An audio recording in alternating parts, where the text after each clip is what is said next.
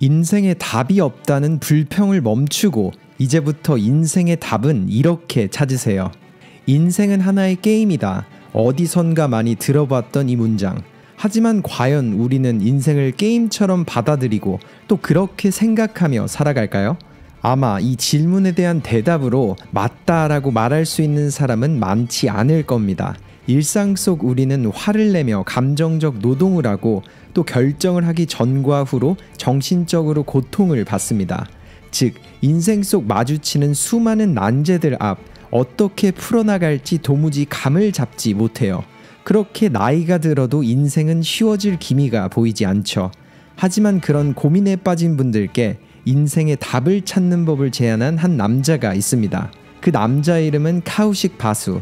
그는 세계적인 경제학자로서 코넬 대학의 교수 그리고 세계은행의 수석 이코노미스트를 지냈죠. 그는 말합니다. 우리는 인생을 살아가는 동안 행복과 만족을 추구하고 또 장애물과 난관을 헤쳐나가는데 대부분의 시간을 보냅니다.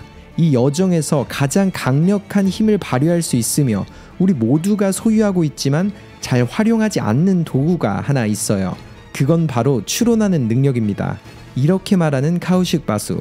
이번 영상에선 그 누구나 보내는 일상생활 속에서 합리적으로 선택하고 추론하는 방법을 다룬 그의 저서 경제학자는 어떻게 인생의 답을 찾는가 속 카우식 바수의 두 가지 인사이트를 여러분과 함께 나눠보려고 합니다. 가장 먼저 인생의 답을 찾는 첫 번째 인사이트로 그는 게임 이론을 언급합니다. 앞서 말한 것처럼 추론 능력은 인간이 가진 능력 중 가장 가치 있지만 가장 활용도는 낮은 그런 능력입니다. 그리고 일상생활에서 추론을 잘하기 위해 수학자나 게임 이론가 혹은 분석 철학자가 될 필요는 없어요. 실생활에서 추론 능력을 가장 유용하게 쓰는 방법은 타인의 합리성까지 고려해 게임 이론적으로 사고하는 겁니다. 이처럼 세계적인 경제학자 카우식 바수는 게임 이론이 인생의 답을 찾는 가장 중요한 열쇠라고 말합니다. 게임 이론은 상호작용하는 상황에서 취할 합리적인 행동을 분석합니다. 상대방의 합리성을 계산하면서 내가 그에 대응해 어떻게 행동해야 합리적인지를 분석하는 거죠. 즉, 스스로 생각하기에 합리적으로 결정하더라도 다른 사람의 합리성을 고려하지 못한다면 우리는 잘못된 선택을 하게 됩니다. 그리고 우리가 인생에서 실패하는 주된 이유는 바로 다른 사람의 입장에서 생각하는 능력이 부족하다는 거죠. 그리고 제가 제시하려는 중요한 삶의 기술 중 하나가 최대한 정확하고 객관적으로 감정을 이입해 다른 사람의 입장에서 생각하는 겁니다. 이걸 계속 연습하면 일상생활에서 놀라운 유익을 얻을 수 있어요.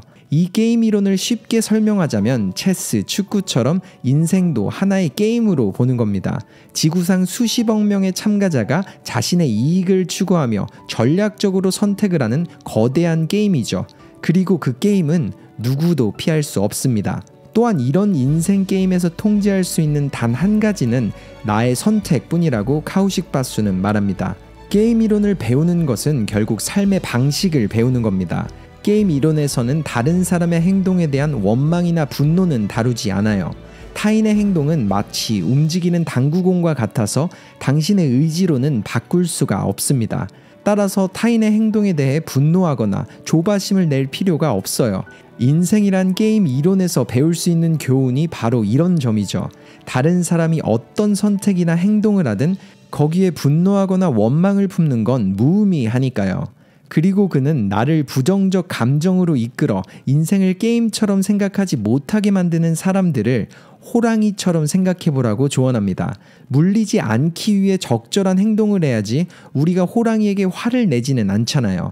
설령 호랑이로부터 공격을 받더라도 원망과 분노가 가득한 상태에서 대처하려 하면 상황만 더 나빠지게 될 겁니다. 그렇기에 그는 호랑이 같은 사람들은 원래 그런 존재라고 인지하고 그리고 그들을 다루는 최상의 전략을 냉정하게 판단하라고 말합니다. 그 부분을 삶의 일부로서 받아들이는 거죠. 그리고 더 나아가 부정적인 반응을 일으키는 정보는 감정적으로 받아들이지 말고 사실과 데이터로 저장하는 연습을 하며 그 정보를 객관적으로 활용해 결정과 행동을 해나가라고 말했어요. 물론 이 부분이 어렵다고 생각하실 수 있을 겁니다. 그렇기에 카우식 바수는 우리 모두가 겪은 예를 하나 들죠. 코로나 팬데믹 기간에 우리가 한 행동을 예로 들어볼게요. 몇 년 동안 우리의 정신에 드리웠던 팬데믹이란 먹구름, 그렇게 불안과 정신 건강 문제는 세계적으로 퍼졌습니다. 전염병에 걸려 병원에 가고 사망할 위험이 커진 삶, 친구를 만날지 여행을 가도 될지, 심지어 동네에 있는 카페에 갈지 말지, 일상의 모든 결정에서 고민과 걱정을 하며 우리가 얼마나 위험한 세상을 살고 있는지 실감해야 했어요. 하지만 한 걸음 물러나서 감정을 배제 후 사실과 데이터만 보면 3시간 30분을 운전하다가 사망할 확률이 코로나19 바이러스에 노출되어 죽을 확률보다 훨씬 큽니다. 하지만 우리는 3시간 거리를 운전하며 불안에 떨지는 않잖아요.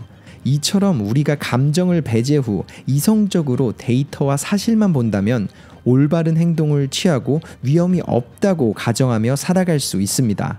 인생의 답을 찾는 카우식 바수의 두 번째 인사이트, 해변가에는 몸매가 좋은 사람만 보인다. 이 인사이트는 우리가 남들과 비교를 하며 느끼게 되는 열등감, 수치심, 불안감 등이 사실 추론 과정에서 단순한 결함 때문에 생기는 하나의 편향이자 오류라는 사실을 설명합니다. 간단히 말해서 사람들이 열등감을 느끼는 이유는 대부분이 자신의 더 나은 모습을 세상에 보여주고 싶어 하기 때문입니다. SNS에 사람들이 게시한 사진들만 봐도 알 수 있죠. 실제보다 더 잘생기거나 예쁘게 나온 사진, 멋진 휴가를 즐기는 등 최고의 삶을 담은 사진들이 대부분이에요. 그리고 다른 사람이 사는 최고의 삶의 흔적들을 보고서 자기 삶이 몹시 형편없다고 생각하기 쉽죠. 그리고 이런 식의 추론에는 눈덩이 효과까지 있어 결국에는 대다수의 사람에게 악영향을 미치게 됩니다. 이렇게 말하는 카우식 바수, 사람들은 본능적으로 자신이 하위권에 속한다고 느껴지면 수치심을 느끼고 열등감을 키우게 된다고 해요.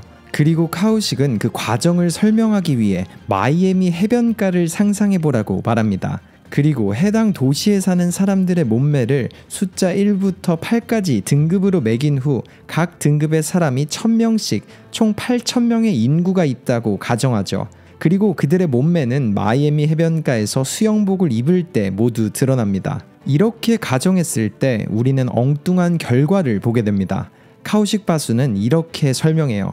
만약 마이애미 해변가가 일요일에 문을 연다고 가정하면 처음엔 모든 인구가 해변가에 올 겁니다. 그리고 하루의 끝 자신의 몸매가 1점에서 4점인 사람은 자신이 미의 기준에서 하위 50%에 속한다는 사실을 깨닫고 열등감에 다시는 해변에 가지 않기로 결정하죠. 그렇게 월요일엔 5점에서 8점인 사람들만 해변에 가요. 그리고 이번엔 5점과 6점인 사람들이 자신이 하위권에 속한다고 생각하겠죠. 물론 그들도 수치심을 느끼고 다시는 해변에 오지 않을 겁니다. 그렇게 화요일 해변에는 7점과 8점인 사람들만 있겠죠. 그리고 수요일에는 몸매가 8점인 아름다운 사람들만 해변을 거닐고 있을 겁니다. 이런 식으로 세상은 실제보다 아름답다는 환상을 만들어내기 시작하죠. 그렇게 8점인 모든 사람이 해변에 오고 나머지 사람들은 아무도 해변에 오지 않는 내시 균형이 만들어지는 겁니다. 그리고 그 균형에 도달하고 나면 해변은 하루 이틀이 지나고 한 해, 두 해가 지나도 언제나 그 모습을 유지하게 됩니다. 즉 인구의 상위 12.5%를 제외한 모두가 자신이 하위 50%에 속한다고 믿으며 자존감 결핍으로 고통받기 시작하는 거죠. 물론 그가 말한 이 상황이 너무 구체적이고 또 강한 가정이라고 생각할 수도 있지만 실제로 많은 사람들이 이렇게 느낍니다. 그렇기에 여기서 우리가 배울 수 있는 점은 소셜미디어나 남들이 우리에게 보여주려는 것이 전부가 아닌 빙산의 일각에 불과하다는 걸 알아차리는 거죠. 쉽게 말해 해변에 있는 사람뿐 아니라 해변에 나오지 않고 집에 있는 사람까지도 평균에 포함시켜야 된다는 사실을 생각해 보는 겁니다. 카우식 바수는 이 부분을 이렇게 덧붙였죠. 실제로 우리 대부분은 스스로 생각하는 모습보다 더 낫습니다. 다만 온갖 SNS가 쓸데없는 열등감을 느끼도록 부추겼을 뿐이죠. 예전에는 해변이나 헬스장에 가야 자신의 몸매를 남과 비교하며 열등감을 느꼈지만 이제는 침실이나 서재에서 소셜미디어를 통해 사람들이 어떤 모습인지 보거나 추정할 수 있잖아요.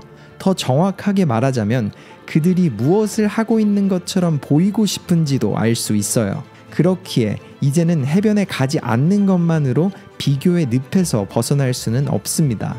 따라서 다른 사람의 삶을 어떻게 바라볼지에 대해 추론 능력을 훈련하는 것이 더 중요합니다. 이런 그의 말처럼 우리가 여태 해온 것은 올바른 비교가 아니었습니다. 색안경을 끼고 남들이 보여주려는 것만 보며 사실이 아닌 왜곡된 거짓을 보고 있었죠. 그렇기에 인생의 답을 찾기 위해서 가장 먼저 해야 할 일은 제대로 된 규칙을 이해하고 스스로 만들어낸 허상의 순위를 없애는 겁니다. 기준이 있을 때 더 많은 사람들은 불필요한 열등감을 키웁니다.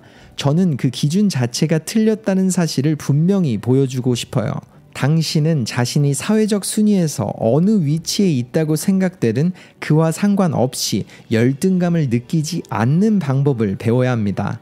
열등감은 어떤 한 가지 재능이 특별하거나 필수적이라고 생각하는 함정에 빠질 때 생기거든요. 그런데 우리 사회에는 다양한 재능을 종합적으로 계산해 순위를 매기는 합의된 방식이 없죠. 따라서 인간이 매기는 모든 순위는 불완전할 수밖에 없습니다. 이렇게 말하는 카우식 바수, 이처럼 우리가 생각하는 열등감은 사실이 아니고 만약 사실이라고 해도 그건 한 분야에만 한정된 판단입니다. 다른 분야에서 우리는 남보다 더 뛰어나고 나도 모르는 사이에 남들도 나의 능력과 재능에 열등감을 느끼는 부분이 분명 있을 거예요. 즉, 이런 모든 문제의 심각성은 오로지 나 자신이 만드는 겁니다. 이번 영상 속 세계 최고의 경제학자 카우식 바수의 두 가지 인사이트를 정리하자면, 인생을 게임 이론적으로 생각하며 우리가 호랑이에게 화를 내지 않듯이 감정적인 부분보다는 사실과 데이터를 보며 그 정보를 객관적으로 이용하고 행동해 나가기, 그리고 일상 속에서 비교의 늪에 빠질 때는 나도 모르게 세운 그 순위가 허상이라는 걸 인지하고 실제 내 모습은 내가 생각하는 나의 모습보다 더 나은 그런 사람이라는 것을 잊지 않기, 이렇게 정리할 수 있을 것 같습니다. 그리고 카우식 바수의 인사이트를 통해 삶의 답을 찾아가실 여러분께 그는 이런 조언을 남겼습니다.